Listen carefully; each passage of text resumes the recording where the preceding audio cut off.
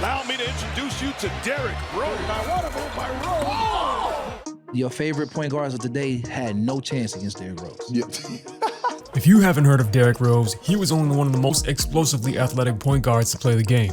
Not only did he revitalize the entire Chicago Bulls fan base long after his Ernest retired, again, he was and still is the player who won the MVP award at the youngest age in NBA history at 22, leading his team to multiple playoff appearances to which many look like an inevitable championship run for Chicago in the 2010s. Unfortunately, this never came to pass. So what happened? In 2012, during the final minutes of Game 1 of the playoff series between the 76ers and Chicago Bulls, Derrick Rose suffered a career-changing injury. With less than a minute and 30 seconds left, D. Rose went for one last athletic hop step to the basket, only to come down clutching his left knee on the floor, his upper body lying on one side of the court boundary line with his knees and lower body on the other, almost personifying his ongoing will to keep pushing against his body's protest to stop its explosive playstyle. The world was stunned.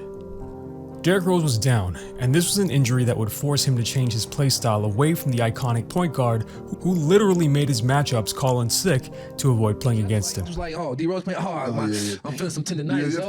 Like Kaz ain't want to see that dude. All weekend. But how did this happen? Was it just a freak accident, or were there a few things which were all building up to this moment? Considering the ACL, the anterior cruciate ligament, can take up to almost 500 pounds of force before it tears, it's a burning question, isn't it? Stay tuned, because we're about to dive into that up next. Even when you feel low, you can still go. Even when you feel slow, you can still go. Go, go, go, go, go, go, go. Derrick Rose, even though he's still playing today in 2024, set the bar so damn high even he himself couldn't keep up the jump over it for long. This was probably one of the most iconic ACL tears in the not too distant history of the NBA. Now, the ACL is a tough ligament. It would actually take approximately 494 pounds just to force this thing to tear apart. That's the equivalent of a Tibetan Mastiff biting down through your knee, or having a grand piano pushed towards your knee while you just stand there and take it. The ACL's main job is to act as a seatbelt of sorts for your bones known as the femur and tibia. It is a ligament that stops your tibia from continuing to slide forwards when the rest of your body comes to a stop, and it offers some stability when it comes to handling rotation. And so for the ACL, what is the main mechanism of injury, you ask? How does it get injured? Well, that's a combination of knee extension and rotation, more specifically, internal rotation where the foot's pointing towards the midline of the body. Cue the footage. We slow things way down here. Notice how Derrick's forced to give up the ball midair. That lets us know that the moment his ACL gave out was likely planting right before takeoff into this moment. Let's check it out. We know his knee definitely has to extend and output a considerable amount of force to decelerate from a drive and switch direction and go vertical into a jump. But before all that, which way was his left leg rotating? In other words, which way was his foot pointing before takeoff? Yup, inwards. It was at this moment we witnessed the result of the unfortunate and explosive recipe for rehab in Derrick's future. But how much force was actually going through his knee for it to happen? Was it actually enough to cause the infamous career-changing injury, or was it something else? Well, at 6'2", 196 pounds, Derrick was able to run the NBA three-quarter sprint in 3.05 seconds. That's running 3/4 of a full-size NBA basketball court, or 75 feet, at just a speed of over 70 meters per second. To do this, Derrick's body has to be able to accelerate at just under 5 meters a second. In his jump right before injury, D. Rose leaped approximately from the halfway width of the free throw line to the adjacent free throw line leading from the basket for an approximate distance of 8 feet.